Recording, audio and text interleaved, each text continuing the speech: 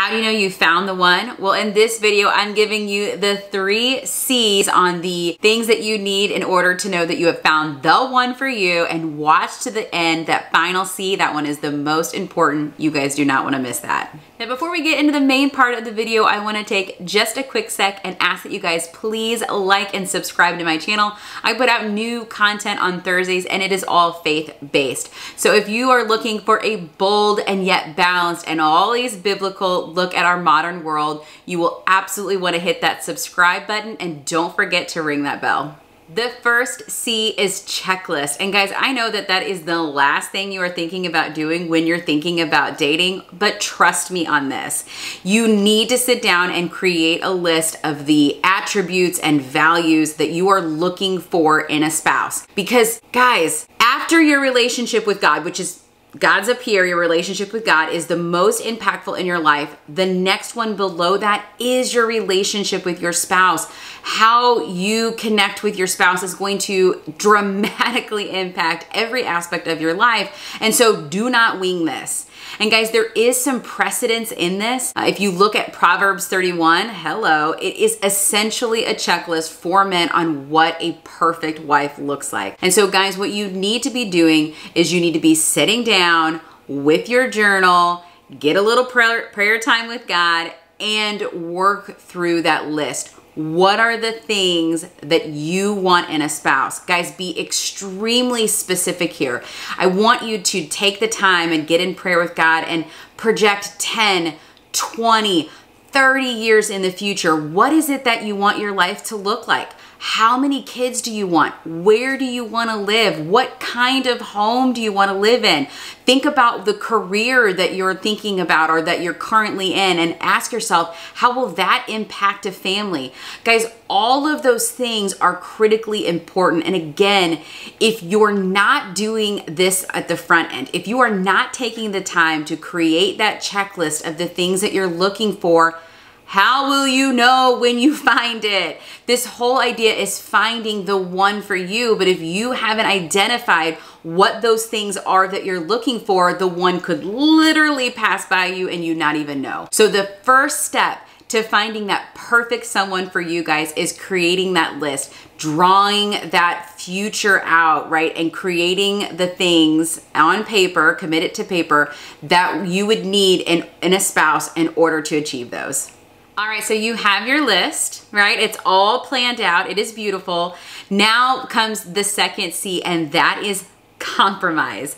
Guys, as beautiful as that checklist is and as perfect as that person would be, let me just tell you, they don't exist. So you need to figure out in your list 2 categories. Category 1, which are your deal breakers. These are your non-negotiables. These are the things that a person has to have if they're going to be your spouse. Then the others are just, it'd be nice if things, right? Wouldn't it be cool if they also had these things? This is very important, and let me give you an example. First off, as a believer, this is gonna sound super judgy, so hang with me. Your number 1 non-negotiable is that they're a believer as well. Trust me on this.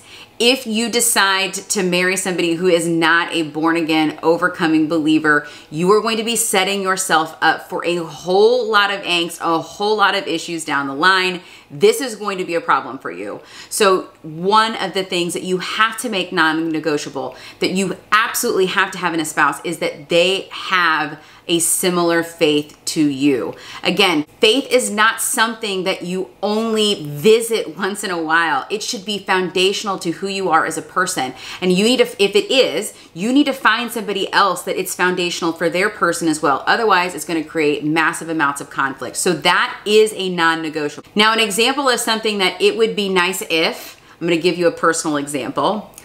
I love to read. When I say that I love to read, I am an avid reader. I read the way most people watch TV. In fact, every single night, without fail, I am in my bed, tucked under my covers, with my Kindle on, reading for at least 45 minutes. I think last night it was an hour and a half, if not 2 hours. Like, it's obscene. So one of the things that would have been nice, that was a would have been nice on my list, is if my spouse also liked to read. Well, wasn't in the cards for me. I love my husband. He is my best friend, but I think I would have to hold a gun to his head in order for him to read a book. Like he hates reading. It is not his thing. And guys, while there is a small part of me that thinks, oh geez, I wish that we could be in our 60s, sitting on our front porch, in our rocking chairs, sipping our coffee, which he doesn't like coffee either.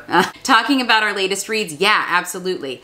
But it was not that important. It would have been great, it would have been nice, but there were other things on that checklist that were far more important, right? The fact that he is a godly man, number one.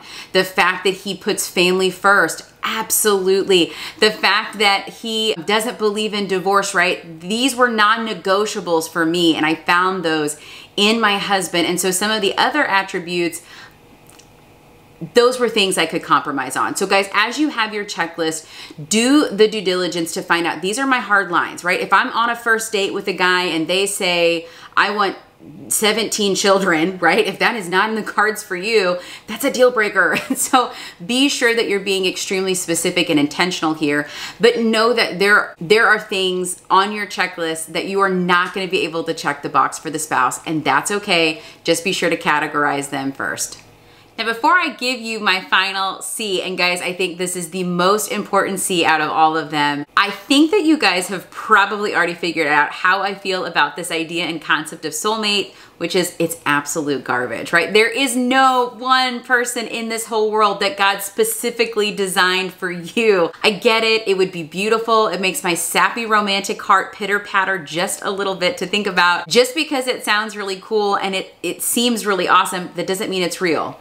Unicorns also sound really cool and seem really awesome, but I'm not going to be able to find one in my local zoo. So guys, soulmates are not a thing. And this is good news for us because that means that we can hit that final C, which is commit. Guys, if the person that you have, if they check your non-negotiables, right? If they are godly first and then whatever you've placed second, and then you are okay with the things that they're not, right? The things that you could compromise on, if they don't have them, it's okay, right? You found the person, commit to them.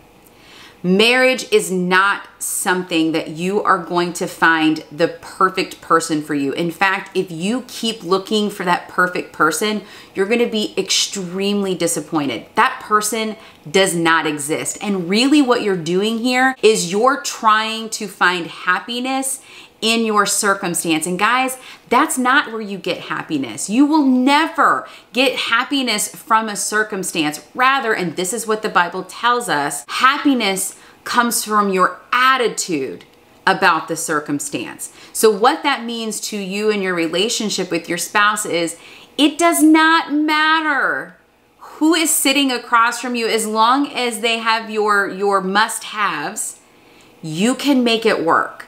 You can commit to that person. I have seen so often is that people have convinced themselves, they've worked themselves up in a ladder, that they are unhappy because they haven't found the one, and that is not the case. There is no such thing. So if you are serious about being in a relationship and the person that you are with, they have the values that you need in a mate, then commit to them. It's gonna be hard. It's gonna be challenging. There are going to be days when you are going to want to throw that person across the room. That is normal, but commit daily. The reason why my husband and I have an extremely happy, fulfilling marriage isn't because I found the one.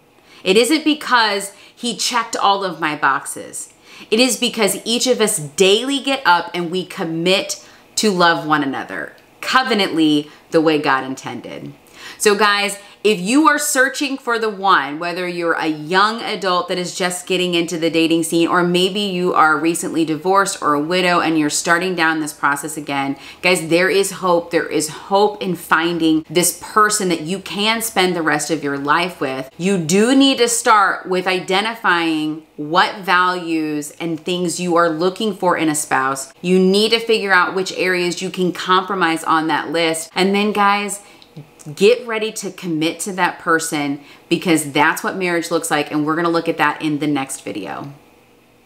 Okay guys, so that's my video on how to know if you have found the one. I hope that you have found this video to be helpful. And if you have, please give this video a like and a share and let me know in the comment section. And then guys, if you wanna hang out with me more, check us out on the Facebook group Mighty Mamas. There you'll find daily devotions as well as inspirational quotes and funny memes. It is just a place for people that love Jesus. So if that's something that you think you'd be interested in, go ahead and check out that link in the description box below. And then guys, come back next week. We are gonna be exploring relationships. So I'm not entirely sure which aspect of relationships that we're going to be exploring, but it will definitely be on marriage. So you guys will wanna come back next Thursday.